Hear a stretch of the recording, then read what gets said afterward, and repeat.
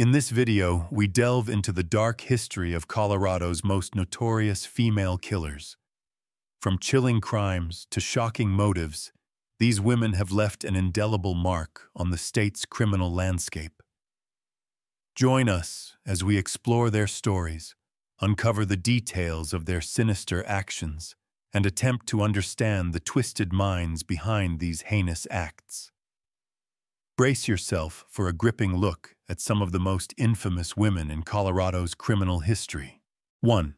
Lisl AUMAN, November 12, 1997. A crisp Colorado afternoon. Gunfire echoes through a quiet Denver neighborhood. Within minutes, Officer Bruce Vanderjagt, a decorated veteran of the Denver Police Department, is fatally shot. His killer, Matthias Janig, a known white supremacist. But the woman who ends up at the center of it all, Lisl AUMAN, just 21 years old, no prior criminal record, and already in police custody when the officer was gunned down. So how did she end up sentenced to life in prison? Lisl AUMAN had met Janig only that morning. Reeling from a breakup and wanting to retrieve her belongings from a mountain lodge, she enlisted help from acquaintances, some of them dangerous. Among them Janig, armed and volatile. The plan, according to AUMAN, was simple: drive up, get her things, and leave. But what actually happened was far more complicated. Witnesses later reported seeing the group break a lock and remove property not just hers, but items belonging to her ex-boyfriend. A burglary call was placed. Officers responded. Janig sped off in his red Trans Am with AUMAN beside him. What followed was a high-speed pursuit through Jefferson County and into Denver. At one point, Janig fired at police from the moving car. AUMAN, she said, was begging him to stop. She tried to jump. She tried to steer. But it was too late. The car eventually crashed near a Denver apartment complex. AUMAN surrendered immediately and was placed in the back of a police cruiser. Janig, meanwhile, ran for cover. Moments later, he opened fire on Officer Vanderjagt. Then, using the fallen officer's own weapon, turned the gun on himself. It should have ended there. But what followed sparked years of legal controversy. AUMAN, though unarmed and handcuffed at the time of the murder, was charged under Colorado's felony murder statute. Prosecutors argued that the burglary she helped set in motion directly led to Vanderjagt's death, and that made her legally responsible. The jury agreed. She was sentenced to life without parole. Public outcry was immediate. Legal experts, former jurors, and civil rights advocates questioned how someone already in custody could be convicted of a murder she didn't physically commit. Some called it a tragic overreach. Others saw it as justice for a fallen officer. In 2005, the Colorado Supreme Court reversed AUMAN's conviction, citing a flaw in jury instructions. That summer, she took a plea deal guilty to burglary and accessory to first-degree murder. The sentence, 20 years. With placement in a community corrections program, her return to society could come far sooner than anyone imagined. Today, the case remains a lightning rod. To some, Lisl AUMAN was a reckless young woman who made terrible choices with devastating consequences. To others, she was a scapegoat, swept up in a legal system determined to assign blame. One life was lost. Another changed forever. And the ripple effects still echo through Denver's history. AUMAN once said in court, "I just wanted to get my stuff back." But the price of that decision was more than anyone expected. 2. Judias, Anna BUENOANO. She was charming, quiet, and polite, the kind of woman you'd never expect to fear. But behind her calm smile was a cold-blooded killer. Her name was Judy BUENOANO, and the people closest to her had a tendency to die mysteriously, painfully, and always profitably. Born Judias Welty in Texas in 1943, Judy's early life was marked by hardship. Her mother died when she was a child. Her father, reportedly abusive, pushed her into reform school by age 14. But Judy survived, reinventing herself first as a nurse, then a mother, and eventually as a widow. More than once. Judy's crimes began with subtlety. In 1971, her husband, Air Force Sergeant James Goodyear, died just 3 months after returning from Vietnam. Doctors couldn't explain his strange symptoms. His death was ruled natural. Judy collected the insurance money. Years passed. She changed her name to BUENOANO, a Spanish-sounding nod to her late husband's surname, Goodyear. By 1978, she was living in Colorado with a new partner, Bobby Joe Morris. He too fell suddenly ill and died. Once again, Judy walked away with the insurance payout. But it was what happened next that stunned investigators. In 1980, Judy took her 19-year-old son, Michael, who had recently become partially paralyzed, on a canoe trip. The boat capsized. Judy and her younger son survived. Michael, weighed down by heavy leg braces, drowned. His autopsy revealed arsenic in his system. He had been poisoned, possibly for months. The final attempt came in 1983. Judy's fiancé, businessman John Gentry, survived a car bombing in Pensacola. While he recovered, he told police that Judy had been giving him vitamin pills that made him violently ill. Those pills were later found to contain arsenic and formaldehyde. When detectives dug deeper, they found life insurance policies Judy had secretly increased. A pattern emerged: husbands, boyfriends, even her own son dying shortly after Judy became the beneficiary of substantial insurance payouts. In all, she collected over $240,000. Judy was arrested in 1984 and charged with attempted murder, grand theft, and multiple counts of first-degree murder. Her trials spanned 3 years. She was convicted for the deaths of her husband and son and for attempting to murder Gentry. The sentences: 12 years life in prison and death. For 13 years, Judy sat on Florida's death row. She never confessed, never showed remorse, and insisted she was innocent. "I have eternal security," she once said. "When I die, I'll see Jesus." But the courts disagreed. On March 30, 1998, Judy BUENOANO became the first woman executed in Florida in over 150 years. She was 54 years old. Her nickname came from the prosecutor who put her on trial, the Black Widow. A woman who fed on those closest to her, for money, for control, for reasons still not fully understood. Some say it was twisted greed, others the product of a brutal past. But the truth is clear: Judy BUENOANO left a trail of death behind her, and in the end her own name became a warning. 3. Jill COIT. She was known by many names, at least 16 of them. But only one would go down in infamy: Jill COIT, the woman who turned marriage into a weapon and murder into a means to an end. Born Jill Lonita Billiot in 1943. In Louisiana, she grew up with a normal upbringing. No abuse, no warning signs. But beneath the surface, something was off. As early as her teens, Jill learned how to manipulate, charm, and lie. She would eventually wield those skills with chilling precision. By the early 1990s, she had married 9 men, many of them overlapping, and at least 2 of them died under suspicious circumstances.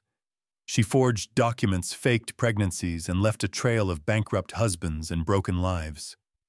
But it was her 8th husband, Gerald Boggs, who finally stood in her way and paid for it with his life. October 22, 1993. Gerald Boggs is found murdered in his Steamboat Springs, Colorado home, shot with a .22 caliber pistol, stunned, beaten. The scene is brutal. The killer left no fingerprints, but investigators quickly suspected Jill. The motive: money, revenge, and control. Their marriage had lasted just 7 days. Gerald annulled it after discovering Jill was still married to another man. But Jill wasn't done with him. She wanted the bed and breakfast they had co-owned. When he refused to sign it over, she filed a lawsuit. Just days before the court date, he was dead. At first, Jill produced an alibi she'd been camping with her new boyfriend, Michael Backus, a telephone repairman. But police weren't convinced.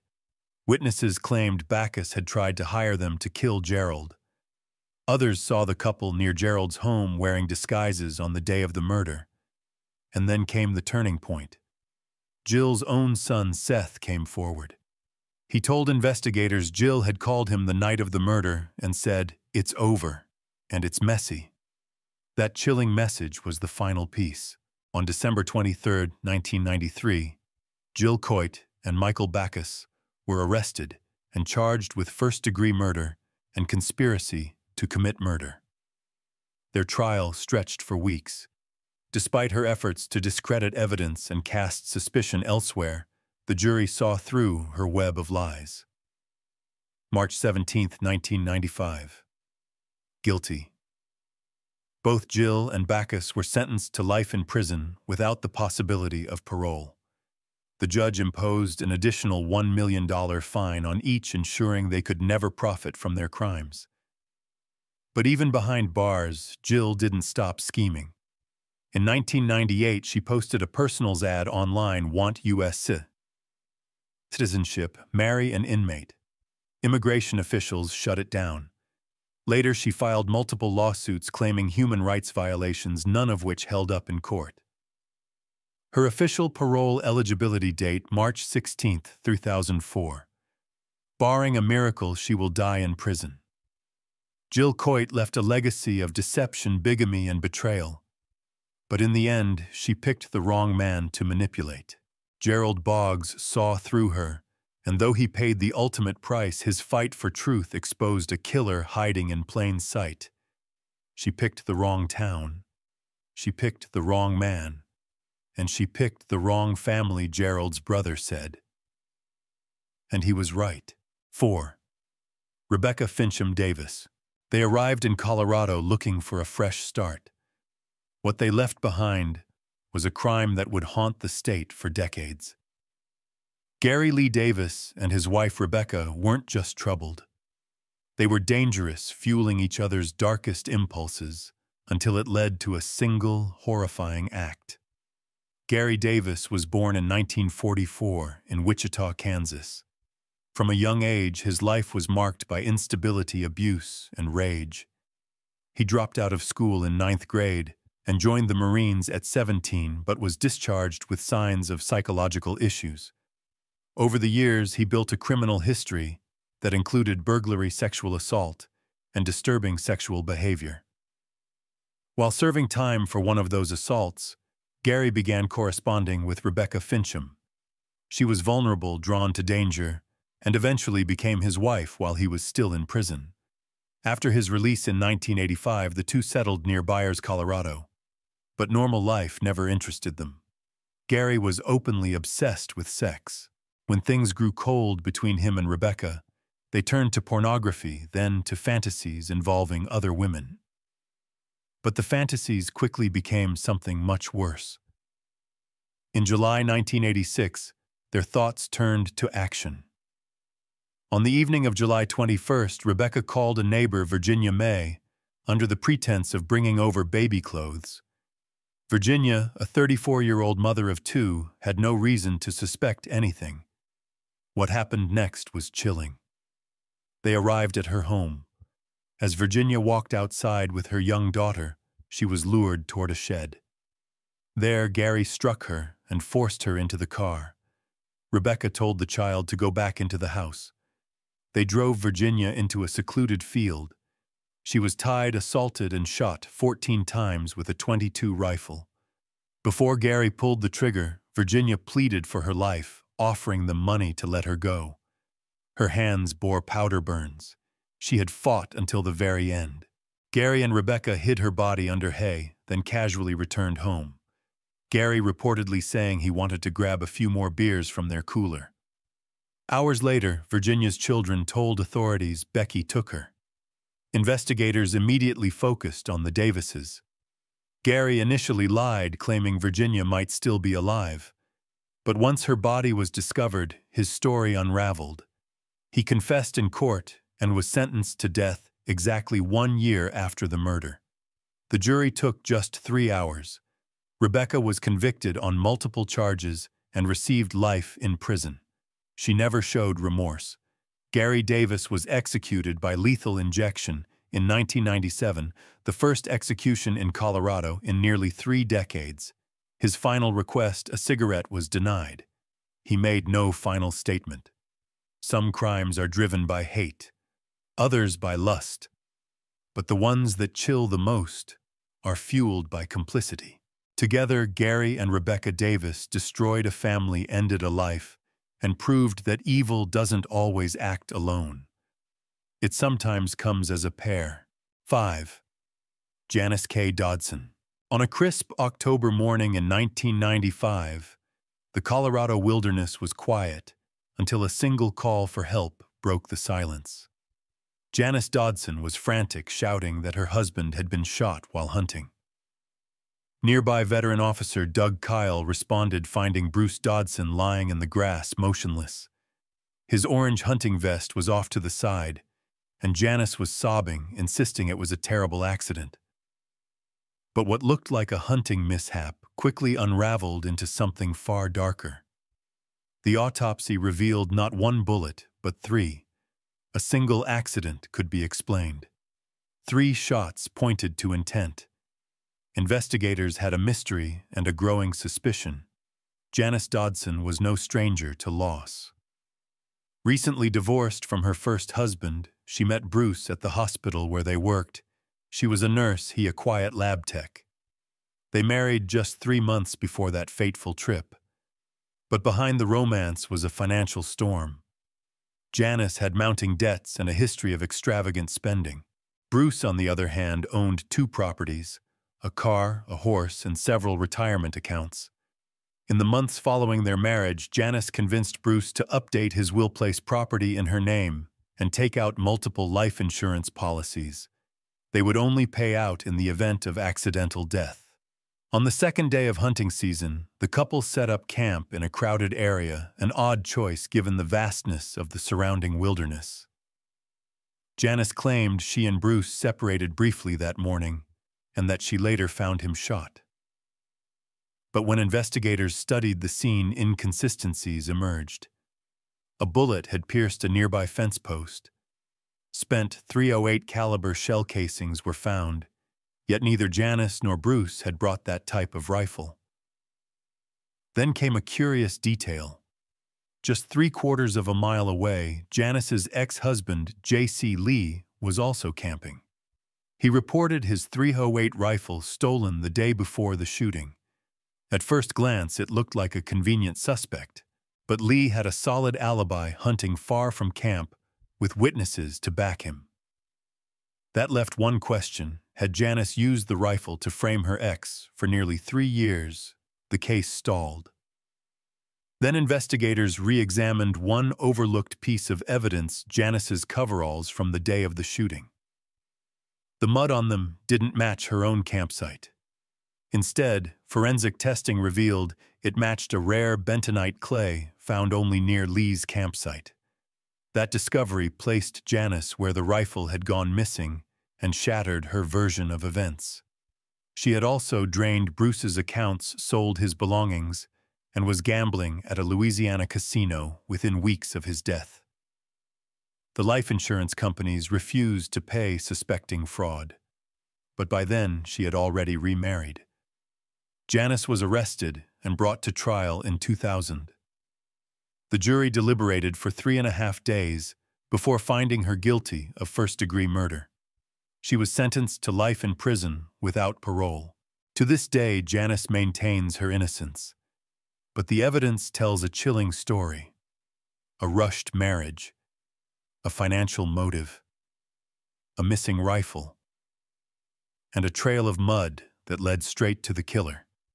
In the end, it wasn't just forensic science that cracked the case, it was nature itself. 6. Malaika Tamu Griffin. In the quiet neighborhoods of Denver, Colorado, a simple dispute turned deadly. One neighbor was left dead. The other vanished, leaving behind a trail of disturbing writings, hidden weapons, and unanswered questions. Malaika Tamu Griffin was born on May 11, 1971. Raised with promise and intellect, she earned a degree in chemistry from Jackson State University. But behind her education and achievements, something darker was building. Described as a loner, Griffin had spent time backpacking alone through Europe before settling in Denver in 1999.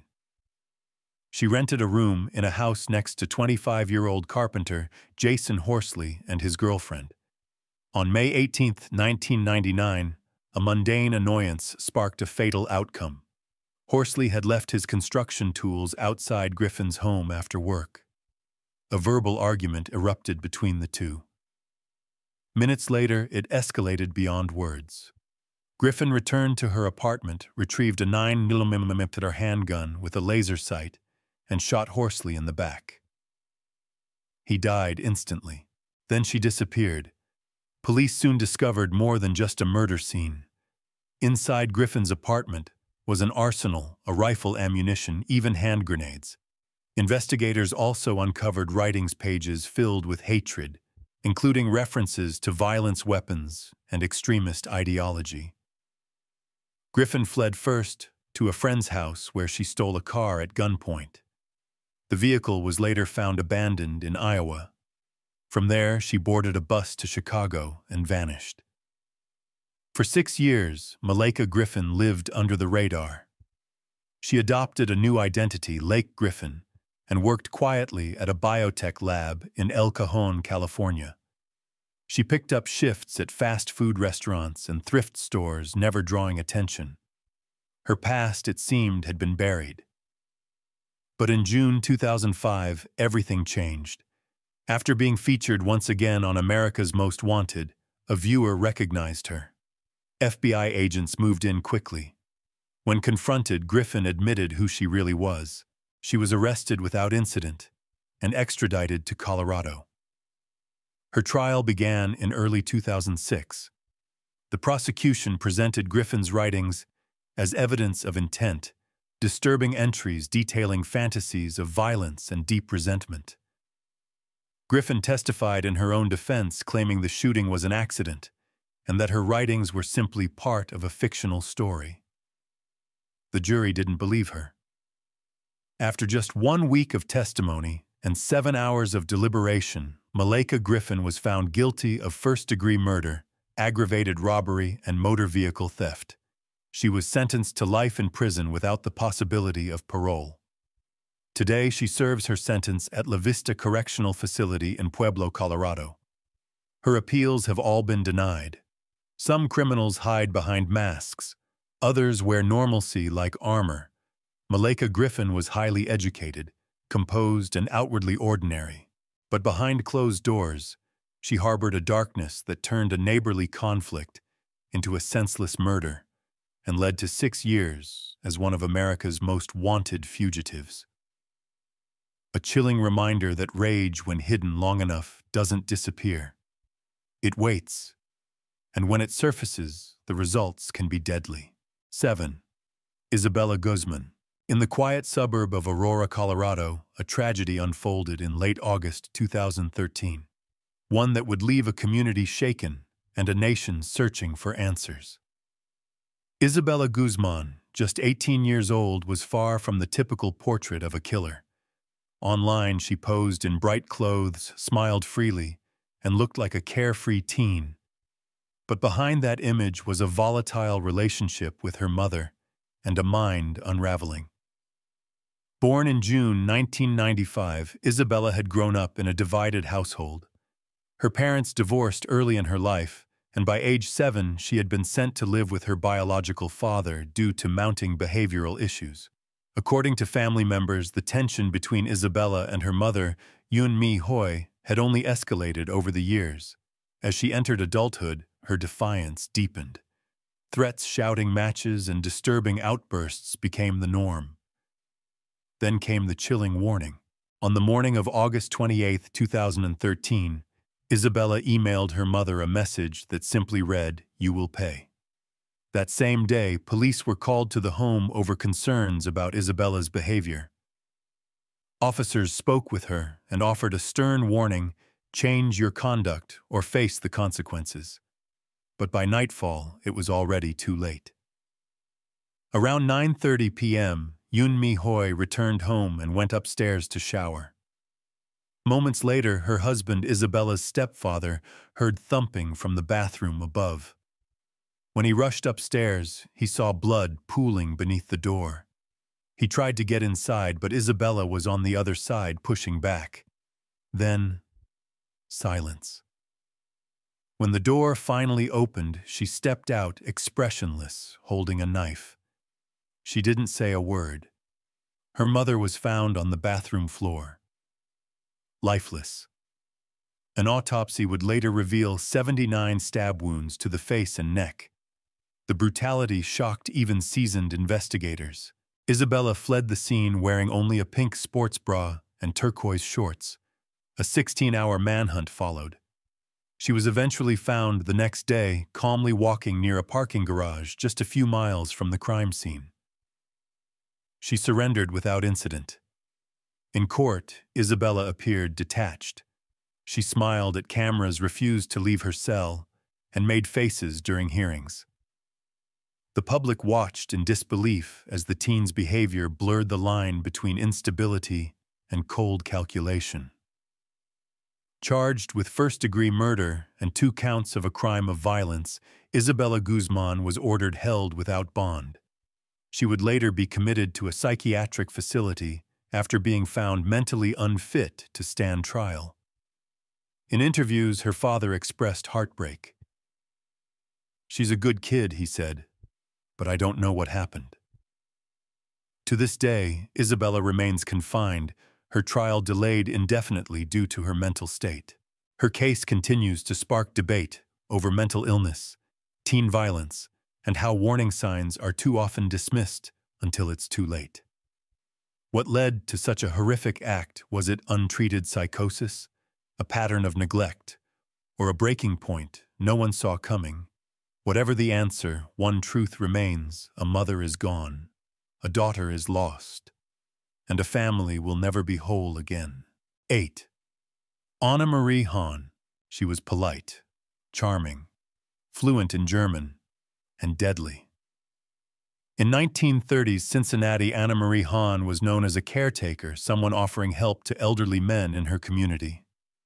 But those who let her into their homes rarely lived to tell the tale. Born in Bavaria in 1906, Anna emigrated to the United States in her early 20s. She settled in Ohio, married a telephone operator, and soon became a mother. But behind closed doors, Anna's life was unraveling. Her husband couldn't support her expensive tastes, and Anna had developed a costly addiction to gambling.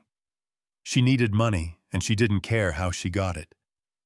Without any medical training, Anna began offering her services as a live-in nurse to elderly German-speaking men. Her first known client, 73-year-old Ernest Koch, died in 1932. Anna inherited his home. She then moved on to Albert Parker, who lent her money before mysteriously falling ill. He died not long after, and the IOU he had signed simply vanished. Anna was gaining confidence. Her next victim, Jacob Wagner, left her $17,000 in cash.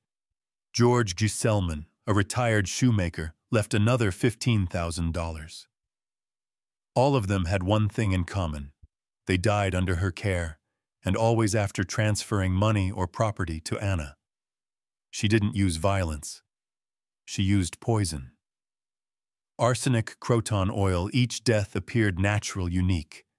A different substance, a different story. But the outcome was always the same. The man died. Anna profited. One man, George Heiss, narrowly escaped.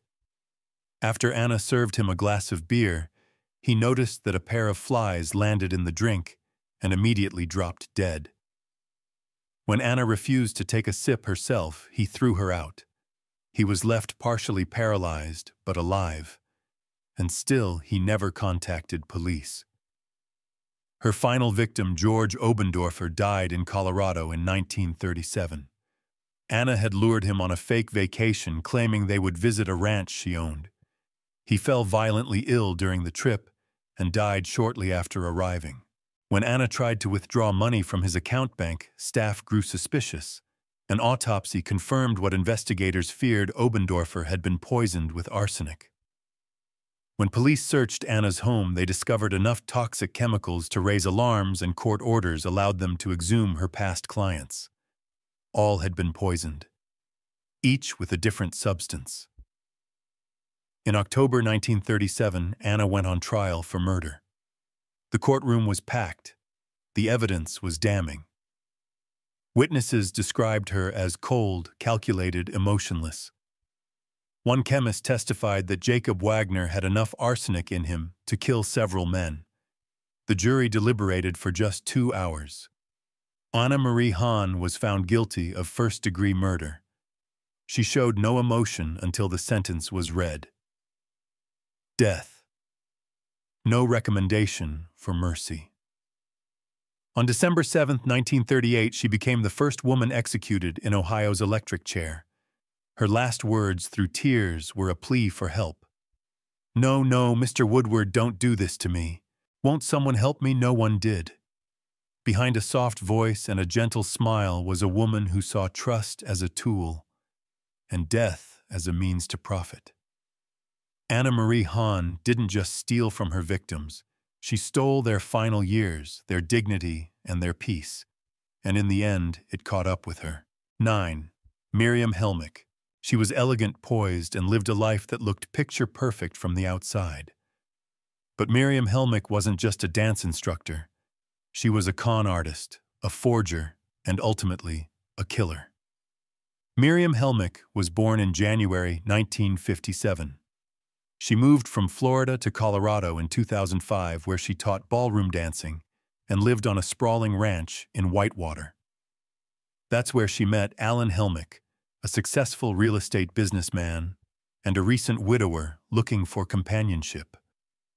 He fell for her charm. They married in 2006, but what Alan didn't know was that Miriam had a past marked by fraud, manipulation, and secrets.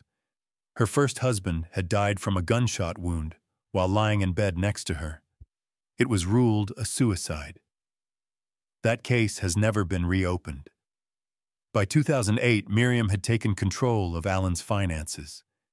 She isolated him from his family, managed his calls, and slowly began draining his accounts. He was bedridden for weeks with unexplained symptoms. Behind the scenes, she had been searching online for fatal drug combinations, including Ambien overdoses and poisonous plants like foxglove. 41 days before the murder, she attempted to kill him. While Alan waited in his car during a trip to town, the vehicle caught fire. Investigators later discovered a wick had been pushed into the gas tank. It didn't ignite fully, but it was no accident.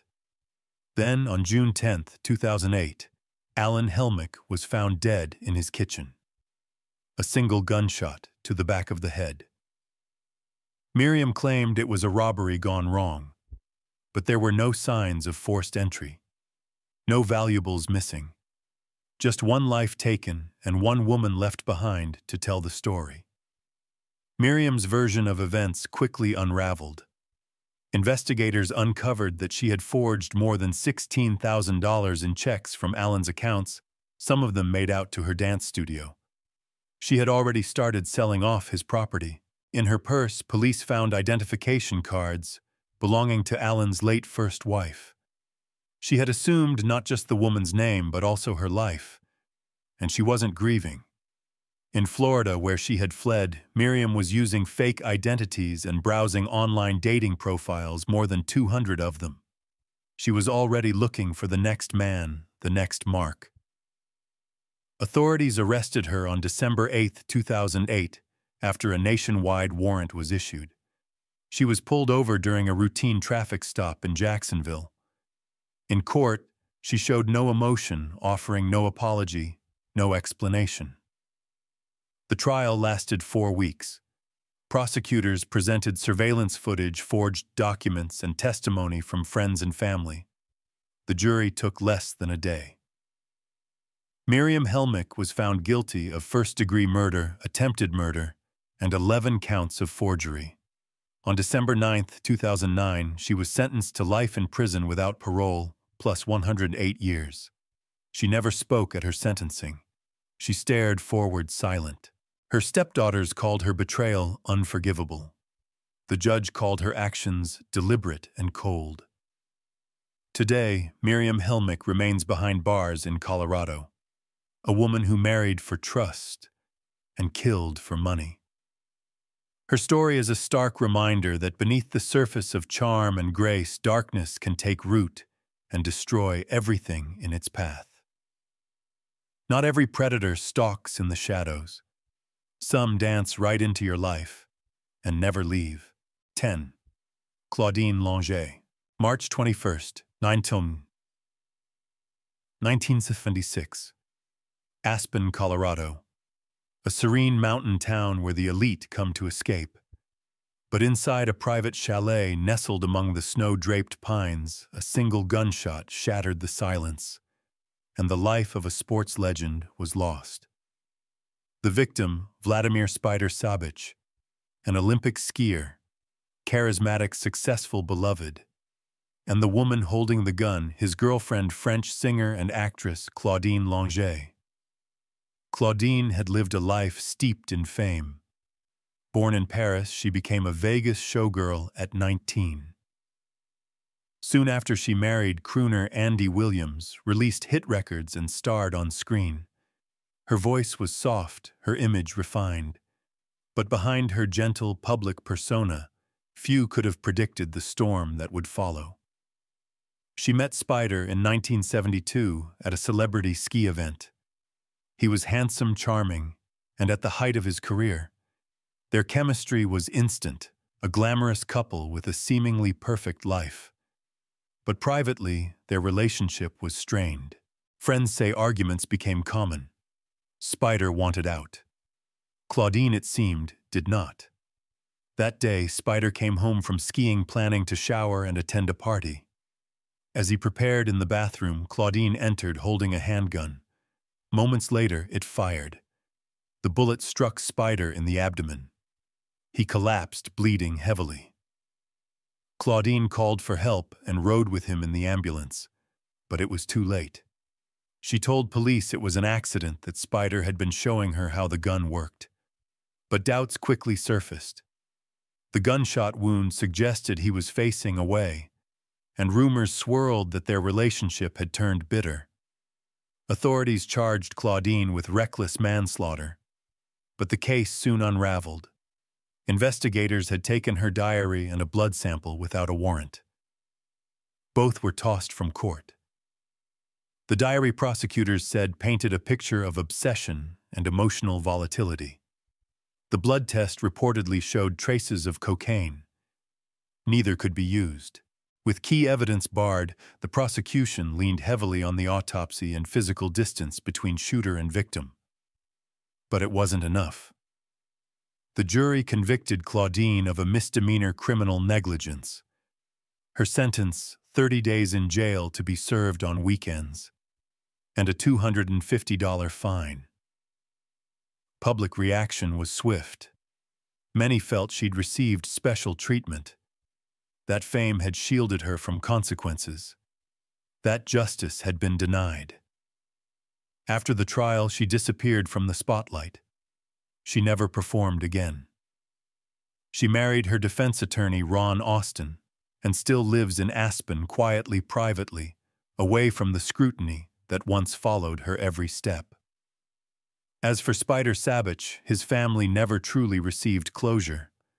A civil suit was settled out of court with one strict condition: Claudine would never tell her side of the story. Decades later, questions still linger. Was it truly an accident, or a final desperate act of a woman who feared being left behind? In the end, only two people knew what really happened in that bathroom, and only one walked out. 11. Kara Lorelle LOUNSBURY. January 14, 2009. In the cold, early hours of the morning, a quiet home in rural Hudson, Colorado, became the site of a chilling crime. Inside, 69-year-old Harold Happenander and his wife Velva Sue lay murdered in their bed, victims of a calculated and brutal attack. The killer didn't break in. She used a key. Her name was Kara Lorelle LOUNSBURY, a 31-year-old wife-mother, and their daughter. Born in August 1977, Kara's early life was marked by tension. She claimed her father, Hap, was emotionally and sexually abusive, allegations he denied. Their relationship was fractured and complex. Hap, a successful businessman and founder of Aqua Hot Heating Systems, had attempted reconciliation. He kept Kara and her brother Jared on the company payroll despite growing distance. But the damage, it seems, ran deep, and according to prosecutors, it turned deadly. On the night of the murders, surveillance footage from Jared's home showed a dark SUV arriving just after 3 a.m. It matched Kara's vehicle exactly, right down to the custom star-shaped wheels and front brush guard. The camera showed the SUV turning into Jared's driveway, then shifting course toward Hap and Sue's home next door. An hour later, the same SUV was seen leaving with its headlights off. Inside, the crime was anything but random. Hap had been shot in the back while he slept. Sue was shot 3 times, then beaten so viciously her skull bore over 20 separate fractures.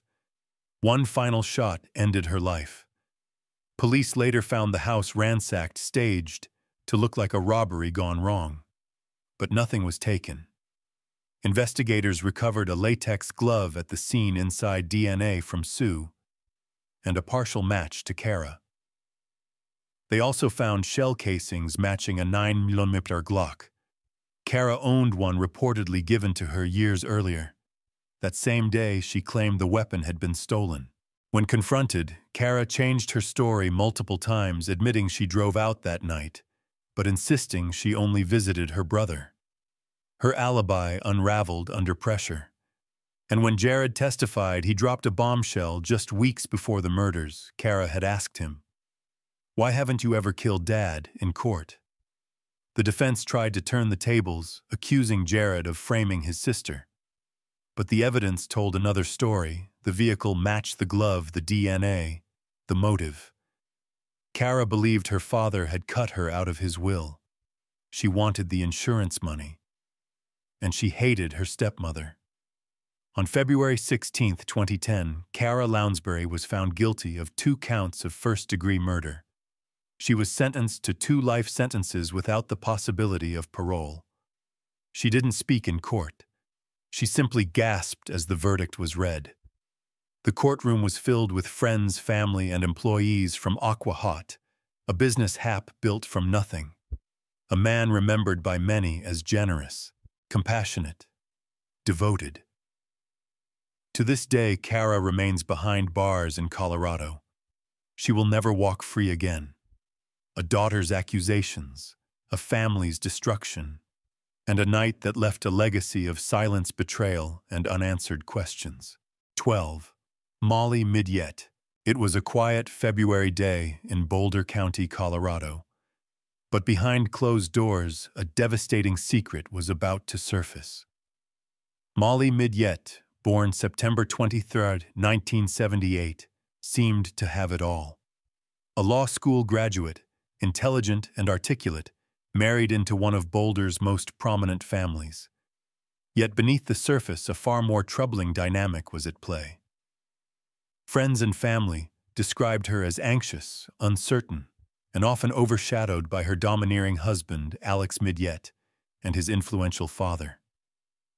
Whether out of fear, denial, or something darker, Molly failed to act, and a baby paid the price. Jason Midyette.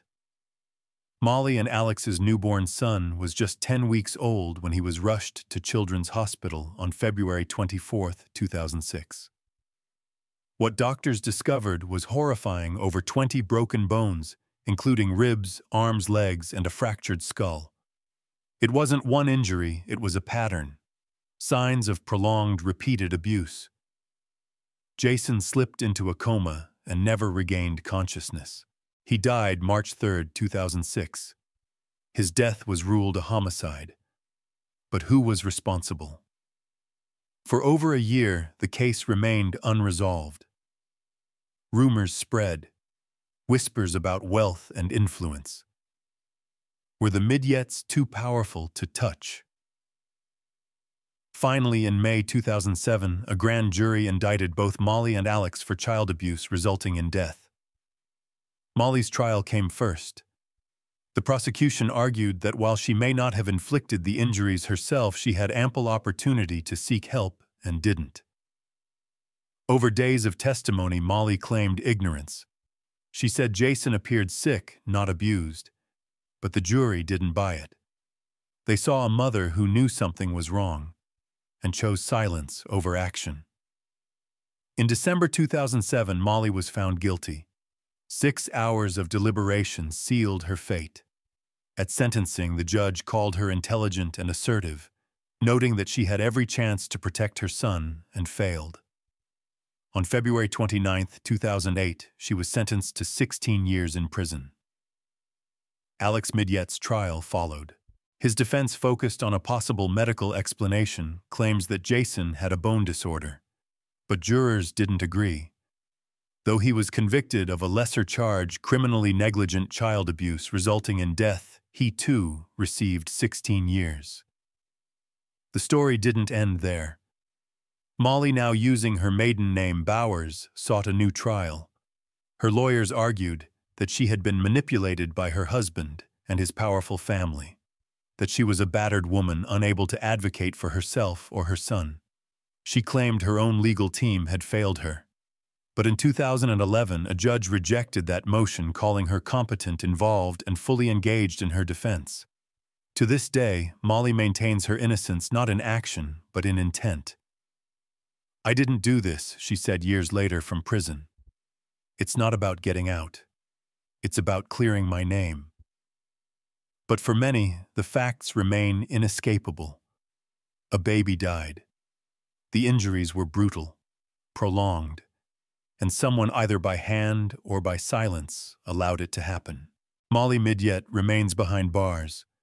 Her son Jason remains a tragic reminder of what happens when those entrusted with protecting the innocent do nothing at all. 13. Kelli Lynn Murphy. In a quiet neighborhood in Castle Rock, Colorado, tragedy unfolded one fateful morning in May 2011. Kelli Lynn Murphy, a mother of two, would commit an unspeakable act, one that would forever shatter the lives of her family, her community, and her children. Born in 1970, Kelli appeared to have it all: a family, a home, and a future. But beneath the surface, turmoil was brewing. Kelli and her husband, Robert Eric Murphy, had been struggling with their marriage, and in early 2011 the couple filed for divorce. The fight for custody of their two young children, Liam 9 and Madigan 6, seemed to push Kelli into a downward spiral. Anger, desperation, and a need for control clouded her judgment. On May 23, 2011, Kelli called 911, not only to report a suicide attempt, but to make a chilling confession. When the dispatcher asked if her children were at home, Kelli responded, "They're already in heaven."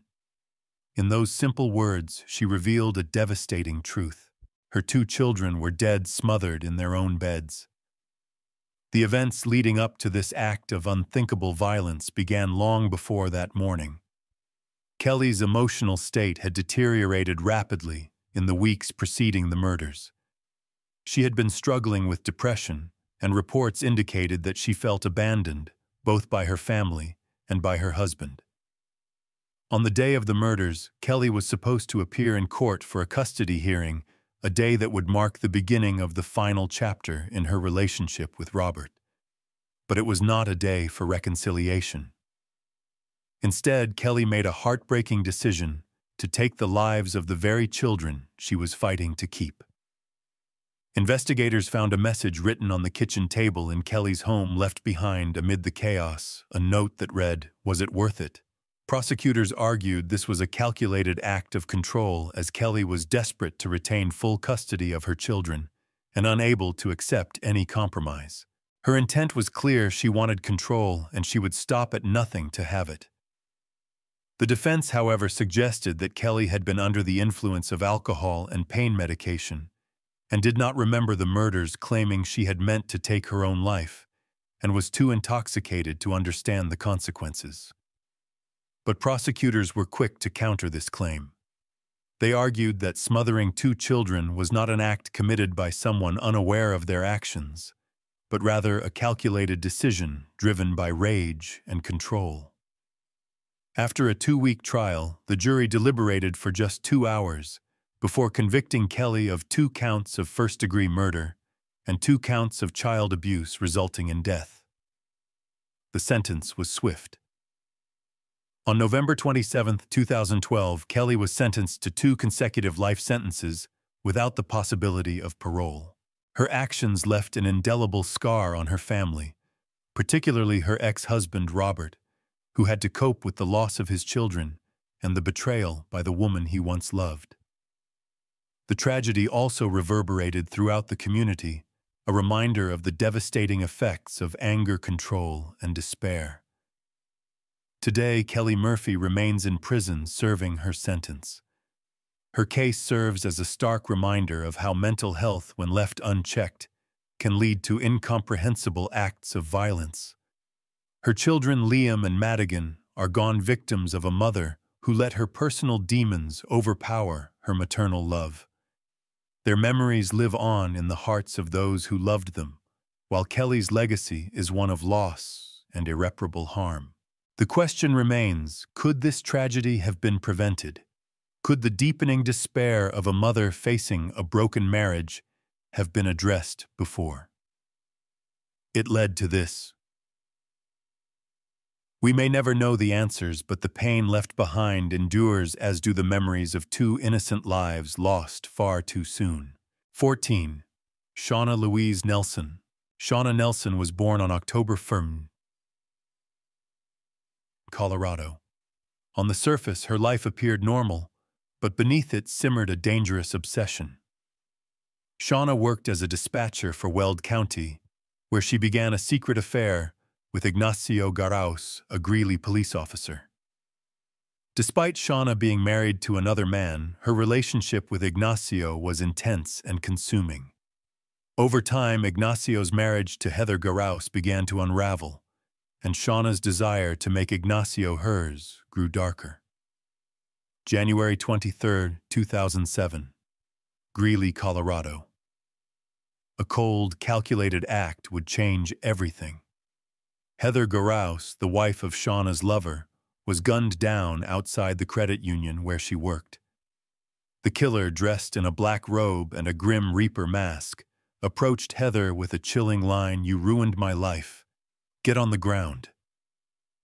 Heather complied, kneeling in fear just moments before the gunshots rang out, ending her life in an execution-style murder. Witnesses described the killer as deliberate, calm, and methodical, further cementing the belief that this was no spur-of-the-moment crime. Evidence would later reveal Shawna's DNA on the mask worn by the killer, and her discarded shoes were found near the crime scene. The .40 caliber Glock used in the murder was traced back to Shawna's husband, Ken Nelson.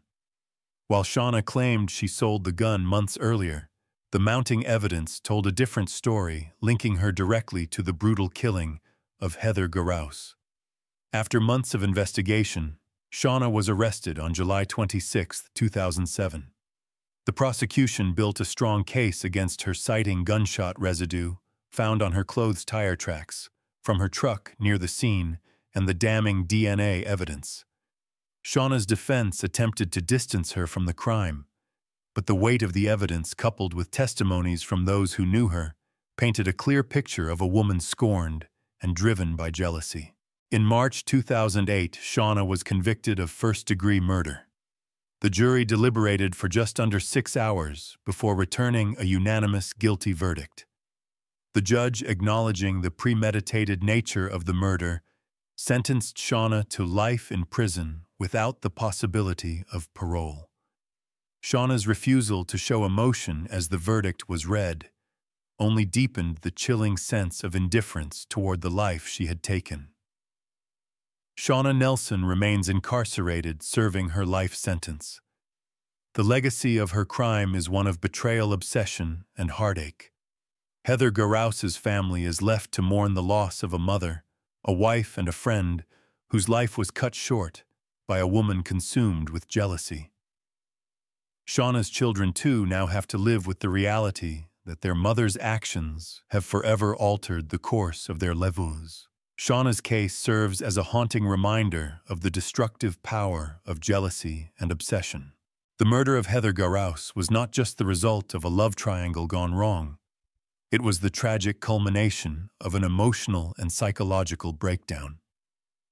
For those left behind, the haunting memory of that day serves as a chilling legacy, reminding us all of how love can, when twisted, become something deadly. 15. Mayra Perez. Mayra Perez was a 23-year-old mother from Denver, Colorado, whose life took a tragic and horrifying turn on February 6, 2013. Though she was known by her family as a loving mother, the undercurrents of marital conflict would soon spiral into a nightmare. Mayra, struggling with personal demons, had an argument with her husband, Ricky Perez, the night before.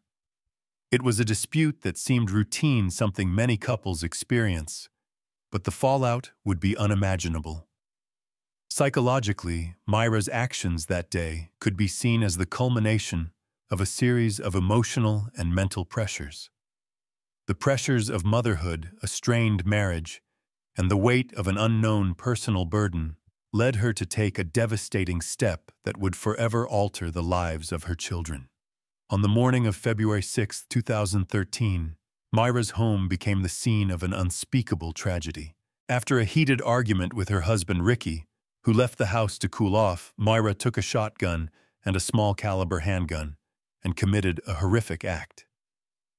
In the early hours of the morning, she shot her two young children, 4-year-old Navaye Morales and 1-year-old Eric Perez, before turning the gun on herself. But one child, 3-year-old Isabella Perez, survived. Despite a gunshot wound to the head, Isabel fought for her life, eventually regaining consciousness, but she would face years of recovery. She was rushed to the hospital in critical condition, and her miraculous survival became a beacon of hope amid the tragedy. But for Nevaeh and Eric, it was too late. Their lives were stolen in an instant, leaving their father to return home to find the unimaginable, his children dead, and his wife also gone, her life taken by her own hand. Though Mayra Perez had taken her own life, the investigation into her actions continued. Ricky Perez, upon finding the lifeless bodies of his children, immediately called 911, but it was too late. The police investigation revealed the sheer horror of the crime: 2 firearms, spent shell casings, and the aftermath of a mother's destructive choice. While the crime scene revealed no external suspects, the emotional toll on the family was immense.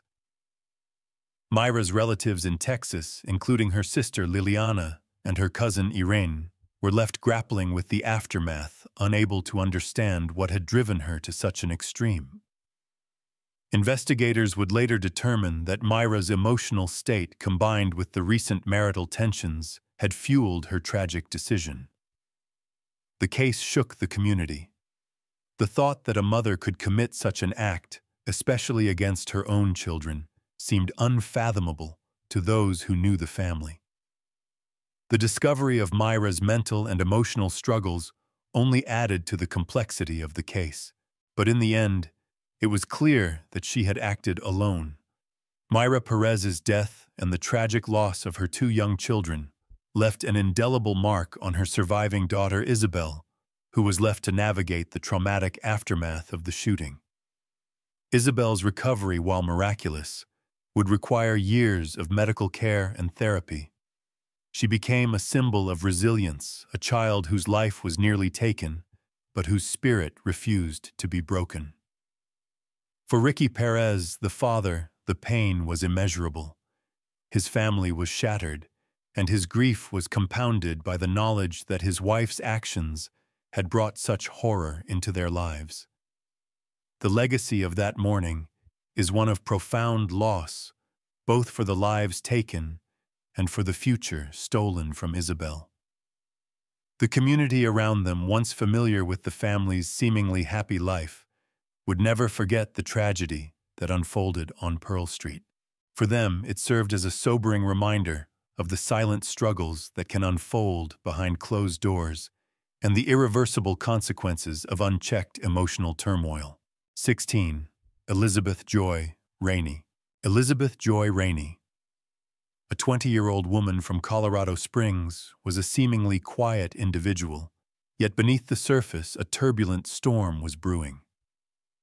Born on May 21, 1993, Ellyzabeth's life was marked by mental health struggles diagnosed with bipolar disorder at the age of 10. While she was not actively taking medication for her condition, the emotional and psychological challenges she faced were only deepened by the unraveling of her marriage and the tension with her mother-in-law, Deborah Rainey. At the time of the murder, Ellyzabeth was living with her husband, Jason Rainey, and their newborn child. The relationship between Ellyzabeth and her mother-in-law had long been strained with a history of arguments and conflict. Deborah had come to visit offering support and helping with the baby, but the visit would tragically end in unimaginable violence. On April 3, 2013, the situation reached a breaking point. Ellyzabeth invited Deborah to her home for what appeared to be a peace offering, a home-cooked dinner. But what seemed like an olive branch was anything but. As the evening unfolded, Ellyzabeth's carefully crafted facade would shatter, revealing the dark thoughts that had consumed her mind.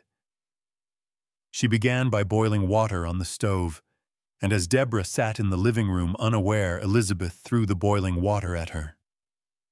The attack didn't stop there. Ellyzabeth proceeded to hurl free weights at Deborah's head before stabbing her repeatedly with a butcher's knife. But her actions went beyond mere brutality. In a chilling final act, Ellyzabeth poured bleach into Deborah's mouth and nostrils to ensure that her victim wouldn't survive. Once the violent ordeal was over, Ellyzabeth covered Deborah's lifeless body with an air mattress, attempting to conceal the crime before her husband returned home. The crime scene would soon be discovered, but not by Ellyzabeth's husband, Jason.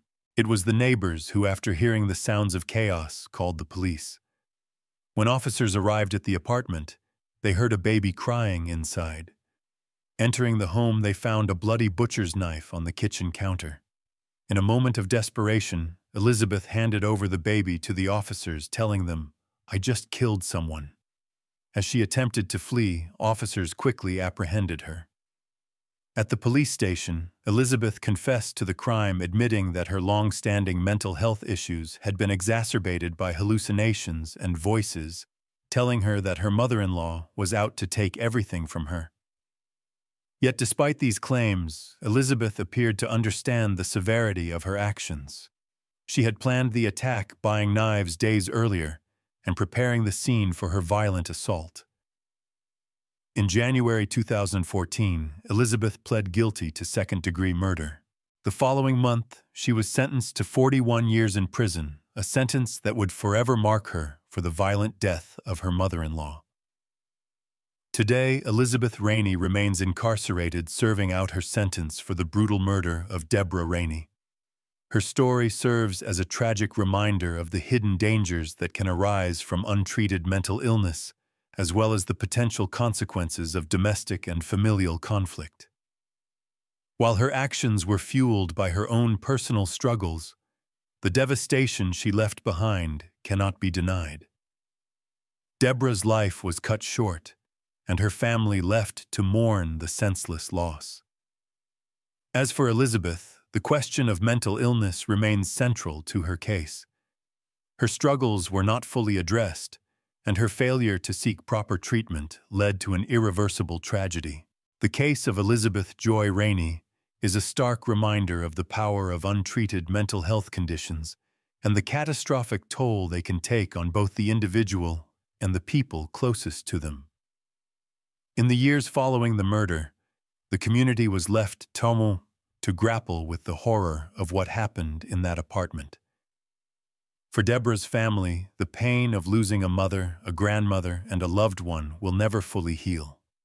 And for Ellyzabeth, her actions are now a legacy of violence, mental health neglect, and the tragic unraveling of a family. 17. Amber Lee TORREZ. Amber Lee TORREZ, born on November 5, 1984 in Denver, Colorado, was a young woman whose life became a tragic descent into violence, delusion, and despair. At the age of 19, she would become the center of a case that shook the Denver community and highlighted the devastating effects of untreated mental illness. Amber had long struggled with severe mental health issues, including schizophrenia, bipolar disorder, and post-traumatic stress disorder, PTSD stemming from a traumatic past. She was diagnosed with mental illnesses at an early age and had already faced significant hardships by the time she reached adulthood. Amber's psychological state, along with a series of traumatic events in her life, including a brutal attack by an ex-boyfriend, triggered the unraveling of her mind. By 2004, Amber believed herself to be a government assassin on a mission to eliminate traitors. She saw herself as part of a global organization she called Shadow Angel Industries, a group she thought would rid the world of criminals. In reality, Amber was battling a world of delusions and hallucinations, and tragically, 2 innocent lives would be lost as a result. The story began on the evening of March 28, 2004. Amber TORREZ brutally murdered John HAHN, a 55-year-old man, and the founder of Colorado Free University, in his Denver apartment. HAHN was stabbed 30 times in what seemed like a frenzied, violent attack. The following day, March 29th, Amber struck again. This time, her victim was 45-year-old cab driver Masfin Gezagn, who was found near his cab having been stabbed 39 times. Amber's actions were driven by her delusions. She believed that both men were traitors, and her mission was to rid the world of people like them. Amber's method of murder was equally chilling. Both victims were stabbed repeatedly, with a knife, their lives taken in violent, senseless fashion. After the killings, Amber attempted to flee the scene, but she was caught by police as she tried to escape. Her bloodied clothes and erratic behavior immediately raised suspicions. Amber's capture was swift. As officers responded to the scene of the second murder, they encountered Amber leaving the area covered in blood. She was arrested and quickly identified as the suspect in both killings. During her interrogation, Amber insisted she was guilty, but also repeatedly claimed she was acting on orders from a higher power, one that existed only in her mind. The case took a shocking turn during the trial, when psychiatrists determined that Amber was suffering from severe delusions and was legally insane at the time of the murders. In August 2006, after a series of psychiatric evaluations, Denver District Judge Christina Habas ruled that Amber TORREZ was not guilty by reason of insanity. She was committed to the Colorado Mental Health Institute, where she would remain until she could prove she was stable enough for release. Amber TORREZ's case remains a heartbreaking reminder of the devastating consequences of untreated mental illness. While she was not held criminally responsible for her actions, the victims' families were left to mourn the brutal deaths of 2 men, John HAHN and Masfin Gezagn. John HAHN's legacy lives on through the Colorado Free University, an institution he founded to empower people through education. Masfin Gezagn's family, devastated by his senseless death, continues to grapple with the loss of a beloved family member. As for Amber, she is currently serving time at the Colorado Mental Health Institute. She has been deemed not a danger to society as long as she remains in treatment, though her past actions cast a long shadow over her future. The tragic loss of 2 lives due to Amber's delusions will forever haunt those who knew the victims. In the end, Amber's story is a stark reminder of the importance of addressing mental health issues before they escalate to devastating consequences. 18. Heather Maria Trujillo. On December 6, 2007. Heather Maria Trujillo, a 16-year-old girl from Johnstown, Colorado, and her 17-year-old boyfriend, Lamar Roberts, would commit a crime so shocking that it would forever alter their lives and the life of their young stepsister, Zoe Garcia.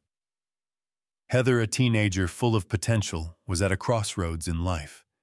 She had already been exposed to a tumultuous home environment and struggled with family dynamics, living with her mother and younger siblings. Meanwhile, Lamar Roberts, known to friends as a self-proclaimed martial arts expert, had a history of drinking and reckless behavior. Together, the two would cross a line that should never have been crossed. Psychologically, both teens were influenced by their environment, but it was also their disturbing fascination with violence that would play a major role in the tragedy. Investigators later discovered that Heather and Lamar had been emulating the violent video game Mortal Kombat, acting out the fight scenes with Zoe. What started as a play session between older siblings and a young child quickly escalated into something deadly. Their actions would have tragic consequences for a little girl who had her whole life ahead of her. The night of December 6th began like any other. Heather and Lamar were babysitting Zoe, her 7-year-old stepsister, along with her twin sisters. Their mother, Donna Trujillo, was working at a local bar nearby. But the evening would take a dark and violent turn. As the teens watched Zoe, they engaged in rough play mimicking the violent moves from Mortal Kombat. Lamar, drunk and brimming with arrogance, boasted that his hands were lethal weapons.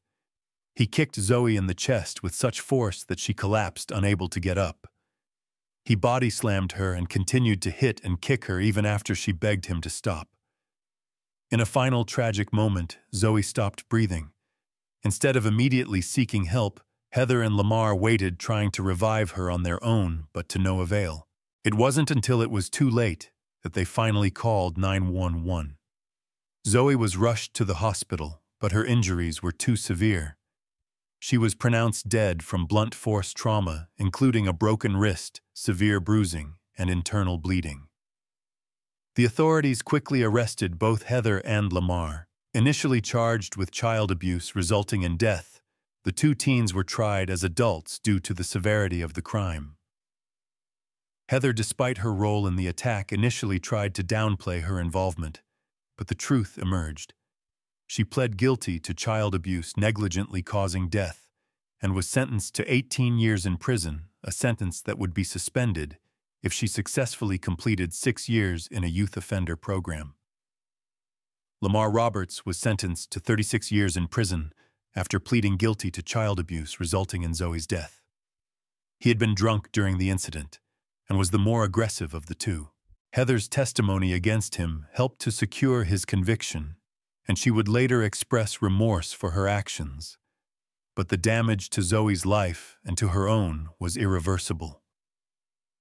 As of now, Heather Trujillo remains incarcerated, serving her sentence under the conditions of a youth offender program. While her future may still hold the possibility for rehabilitation, the pain caused by her actions is felt by many, including her family and the community.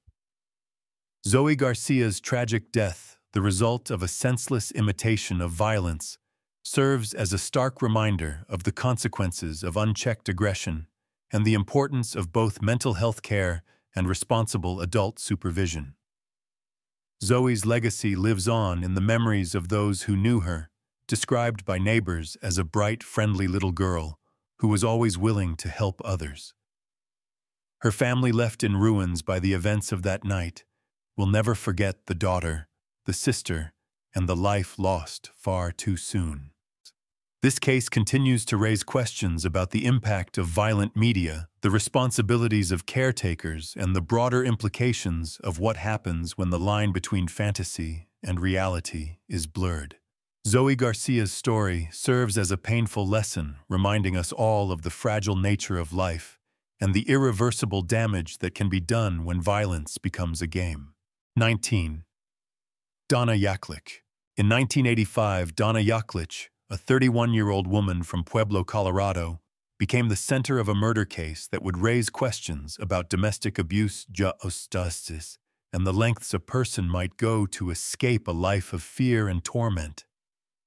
Donna was married to Dennis YAKLICH, a highly respected narcotics detective who seemed to have all power, influence, and a promising career. But behind the badge, Dennis had a darker side. Donna's marriage was marked by years of physical and emotional abuse. Standing at just 5'7" and weighing 130 pounds, she was no match for her 6'5", 280-pound husband, whose strength and aggression were only amplified by his use of steroids. He would routinely beat her, choking her, threatening her life, and making her feel trapped in a cycle of violence. Despite the bruises and scars, Donna was silenced by fear and intimidation. Dennis was a police officer, and she knew that reporting him would only lead to further violence, perhaps even death. But one night in December, Donna's fear reached a breaking point. On December 12, 1985, Dennis YAKLICH was shot and killed in the driveway of their home. The killing appeared to be a botched robbery at first, but the investigation quickly uncovered a darker truth. Donna had hired two teenage brothers, Charles and Edward Greenwell, to kill her husband.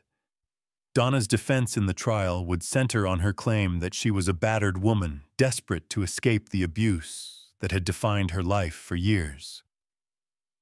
The Greenwell brothers, who were in their late teens at the time, confessed to the crime and agreed to testify against Donna in exchange for reduced sentences. The motive, they said, was simple: Donna was afraid of Dennis. After years of torment and a growing belief that her husband might one day kill her, Donna reached out to a friend in desperation, asking if he knew anyone who could get rid of Dennis. That was when the Greenwell brothers became involved. Donna paid them $200 for the murder, a sum that she had collected through her husband's life insurance policies. But the murder was far from straightforward. Dennis had been shot execution-style in the early morning, and his death was initially believed to be related to his dangerous job as a narcotics detective. It wasn't until months later that a tip led investigators to the Greenwell brothers and eventually to Donna herself. Donna was arrested and charged with conspiracy to commit murder. The prosecution argued that Donna had orchestrated the killing for financial gain, believing her husband's death would provide her with a large insurance payout. But Donna's defense team argued she was a victim of abuse and that her actions were a desperate attempt to protect herself from a man who had terrorized her for years. The trial was long and grueling, with conflicting testimonies from experts about whether Donna truly suffered from battered woman syndrome. Ultimately, the jury acquitted Donna of first-degree murder, but convicted her of conspiracy to commit murder. She was sentenced to 40 years in prison. Donna YAKLICH served nearly 18 years of her sentence before being released on parole in October 2005.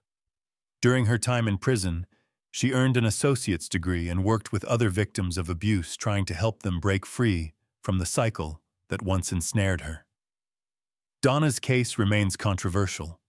Some believe she was a victim pushed to the edge by a lifetime of abuse, while others see her actions as a cold, calculated murder for hire.